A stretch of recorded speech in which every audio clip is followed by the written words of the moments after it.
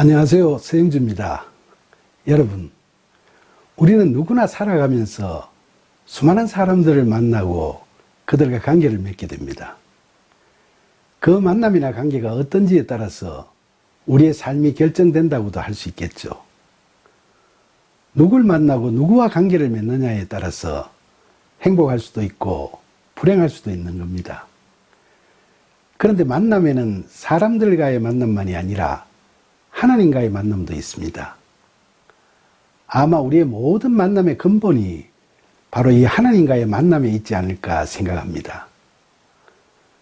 저는 나이 50이 넘어서 늙음하게 하나님을 만났고 경험하게 됐습니다.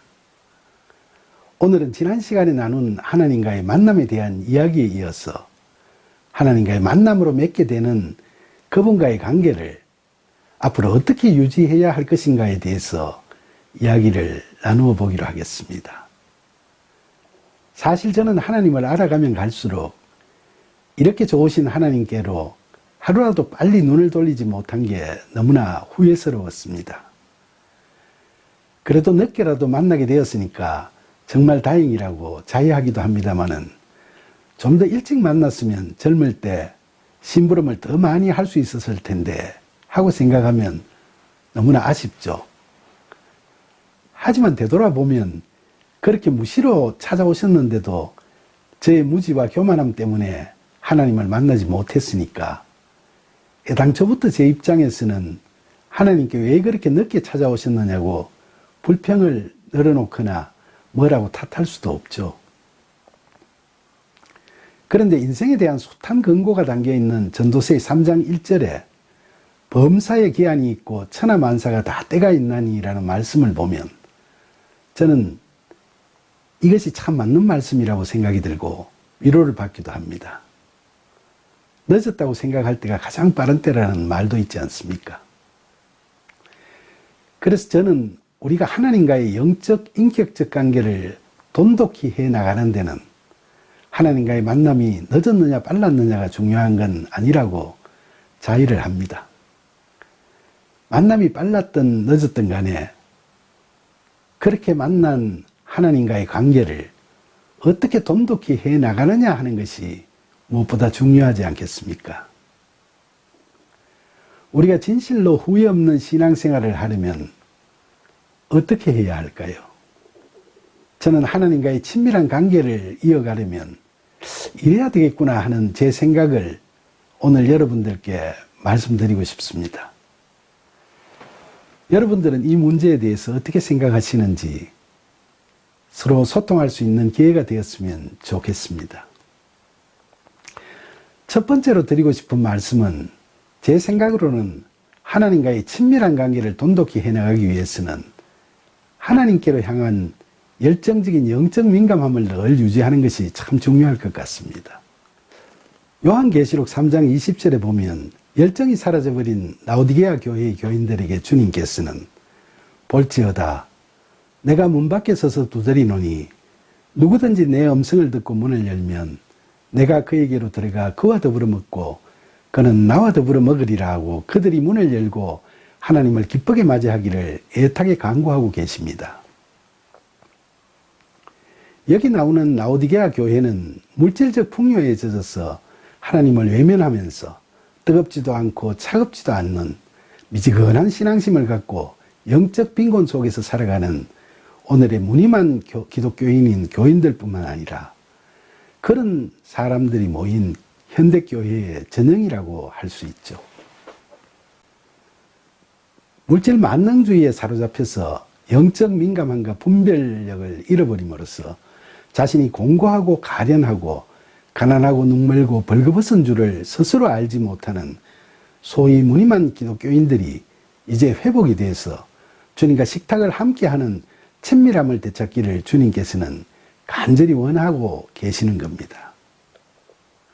아예 태어날 때부터 하나님을 떠나 이리저리 헤매던 저 같은 사람들은 물론이고 교회에 다니면서도 하나님으로부터 벗어나 영적 민감함과 분별력을 잃어버리고 영적으로 무감각한 상태로 맹숭맹숭하게 살아가는 분들에게도 다시 돌아오라고 주님께서는 직접 찾아오셔서 이처럼 문을 두드리고 계시는 겁니다.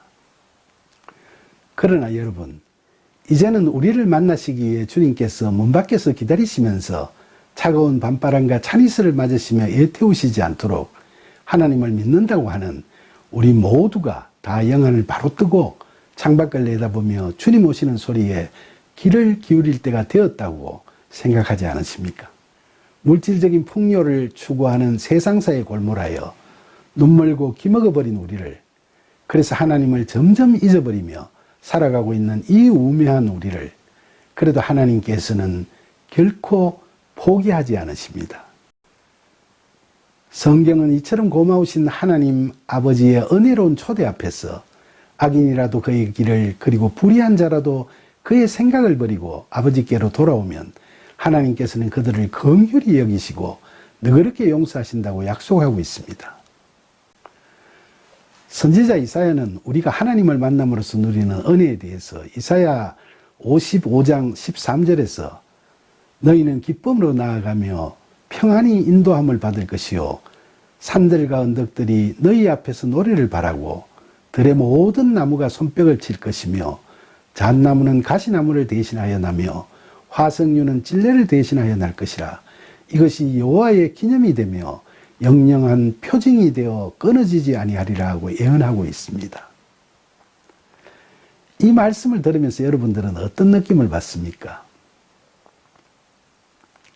이 예언의 말씀은 선악과를 먹고 에덴 동산에서 쫓겨난 아담의 후예들로 하여금 가시덤불과 은근키가 뒤덮인 저주의 땅, 그 땅에서의 슬픔의 삶에서 벗어나게 해서 기쁨이 넘치는 진정한 행복의 삶을 살게 하리라는 하나님의 약속입니다. 우리는 이 말씀 가운데서 신실하신 하나님을 더욱 가까이 느끼게 됩니다.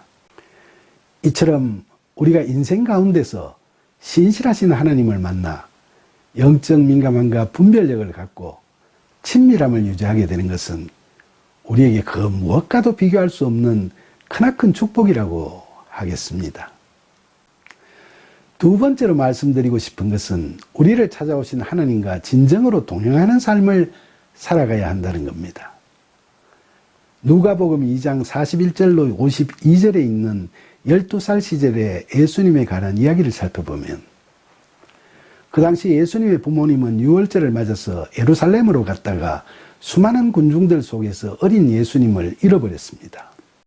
놀라고 두려워하면서 미아가 된 아들 예수님을 찾아 이리저리 헤매다가 사흘 후에 성전에 계시는 예수님을 찾은 마리아는 잃어버렸던 아들을 되찾게 된 기쁨도 컸지만 부모의 걱정은 아랑곳 없이 천연스럽게 성전에서 선생들과 어울려 그 가운데 앉아 그들에게 듣기도 하고 묻기도 하는 아들을 보니까 원망스러운 마음을 떨쳐버릴 수가 없었죠.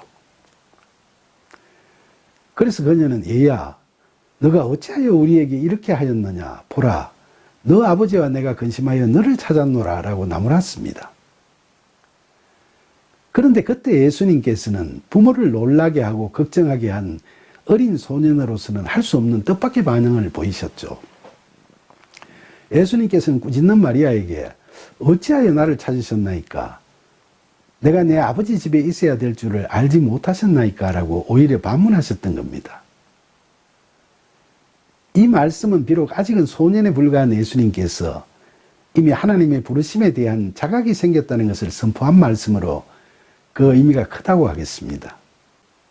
그런데 오늘은 성경의 이 이야기를 예수님께 포커스를 맞추지 않고 마리아와 요셉, 즉 이 세상에서의 인간 예수님의 부모에게 포커스를 맞추고 생각을 해보시면 좋겠습니다. 여러분은 이 이야기에서 마리아와 요셉을 어떻게 생각하세요? 당시 예루살렘에서 열리는 거대하고 화려한 유월절 행사에서 갖가지 다채로운 의식에 흠뻑 빠져서 감격하고 다양한 구경거리를 찾아 쫓아다니다가 정작 하나님 아버지의 아들을 잃어버리고 만 마리아와 요셉은 바로 오늘날 물질적 풍요에 몰두하는 세상과 그 사조에 물든 교회에서 그저 종교 행위에 분주하기만 한 우리의 모습과 참으로 흡사하다 하겠습니다.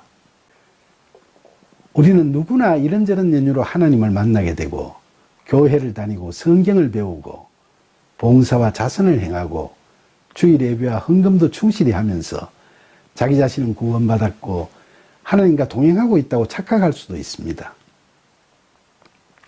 그러나 당연히 자신들과 동행 중에 있는 줄로 생각하고 가던 마리아와 요셉은 하나님의 아들이신 예수님을 잃어버렸던 겁니다. 예수님께서 미아가 되신 것이 아니라 마리아와 요셉, 그들이 동네 이웃이나 남도 아닌 바로 자신들의 아들이라는 엄청난 인연으로 만나서 함께 살아오던 하나님의 아들을 잃어버렸던 겁니다. 그들이 무슨 잘못된 쾌락에 빠지거나 술이 취해서 그렇게 된 것도 아니고 착한 아들이니까 자기들 뒤에 그냥 잘 따라오겠거니 하고 생각하면서 갖가지 유월절 종교 행사에 열중하다가 그런 낭패를 만나게 된 겁니다. 이 이야기는 오늘날 교회를 다니는 우리에게 많은 것을 시사합니다. 하나님을 만날 준비도 안 되었었고 자격도 갖추고 있지 못했던 저는 말할 것도 없습니다만, 여기 오늘 이 채널에 참여하시는 여러분들도 대부분 이미 하나님을 만나 분에 넘치는 은혜를 받으면서 살아가고 있는 분들일 겁니다. 그런데 우리는 그 하나님과 어떻게 살아가고 있습니까? 하나님의 찾아오심의 은혜, 눈물 나도록 감격스러운 만남의 은혜를 받아 누리며 살아가는 우리가 그 고마우신 하나님을 잃어버리고 그저 습관적으로, 그저 형식적으로나 의례적으로 하나님의 이름을 부르고 하나님은 의례 우리 곁에 항상 계실 것이라고 방심한 채로 험한 세상사에 몰두하여 홀로 이리저리 헤매고 다니지는 않는지, 오늘 우리는 스스로 자기 자신을 되돌아볼 필요가 있다고 봅니다. 혹시 우리가 잡고 가던 하나님의 손을 부지불식간에 놓아버리고 있다면 다시 한번 우리는 그 하나님의 손을 꼭 잡아야 하겠습니다. 믿는다고 말하는 우리는 모두 찾아오신 하나님께 대한 감사와 감동이 잊혀지지 않도록 늘 마음에 새기고 헛된 것에 눈이 팔려 함께 하시는 하나님의 손을 놓쳐버리는 일이 없도록 늘 기도하고 그 신실하신 하나님과 허심탄회하게 대화하는 은혜로운 신앙의 삶, 진정한 동행의 삶을 살아가야 하겠죠. 세 번째로 말씀드리고 싶은 것은 연약한 우리를 구해주실 하나님을 늘 찾으며 그분의 이끄심을 받는 것을 우리 자신의 일상사로 여겨야 하겠다는 겁니다. 말씀드린 대로 저는 태어나서 50년 넘게 헤어져 살아오던 하나님 아버지를 어느 날 새벽에 이산가족 상봉하듯이 주체할 수 없는 눈물 속에서 만났죠. 하나님을 만난 게 너무 좋아서 그 후에는 다시는 헤어지지 않으려고 저는 아침마다 눈을 뜨면 제가 하나님의 손을 잡고 있는지부터 확인을 합니다. 제 손을 잡고 계시는 하나님의 손의 온기를 느끼게 되면 안심이 되고 힘이 납니다. 이렇게 저는 15년의 세월 동안 하나님의 손을 꼭 붙잡고 살고 싶은 마음에 아침에 일어나면 하나님을 찾는 기도로 하루를 열어가고 있습니다. 그러나 50년이 넘도록 너무나 오랜 세월을 헤어져 살았기 때문에 하나님 아버지를 알아가고 아버지께 적응하는 시간이 좀 많이 걸리는 것 같습니다. 이제 하나님을 잘 알게 되었고 하나님께서 기뻐하시는 일을 스스로 하고 있다고 자부하는 순간, 아, 나는 아직도 멀었구나 하고 느낄 수밖에 없는 일들이 삶의 과정에서 수시로 제 앞에 펼쳐지곤 합니다. 여러분들은 과연 어떠십니까? 사실 우리 모두는 너나 할 것 없이 다 공고한 인생을 살아가고 있다고 봅니다. 이처럼 공고한 우리를 사망의 몸에서 건져주실 분은 오직 하나님 한 분밖에 안 계십니다. 우리 모두에게 이 신실하신 하나님은 이처럼 좋으신 하나님, 참 좋으신 나의 하나님이신 겁니다. 이처럼 좋으신 하나님과의 친밀한 영적, 인격적 관계를 돈독히 하기 위해서는 우리 모두 하나님께로 향한 열정적인 영적 민감함을 갖고 우리를 찾아오신 하나님과 진정으로 동행하는 삶을 살아가면서 연약한 우리를 구해주실 하나님을 늘 찾는 신실함을 잃지 않아야 하겠습니다. 그렇게 함으로써 그분의 이끄심을 받는 것을 우리 자신의 일상사로 여기는 복된 삶을 살아가는 저와 여러분이 되기를 간절히 소망합니다. 감사합니다.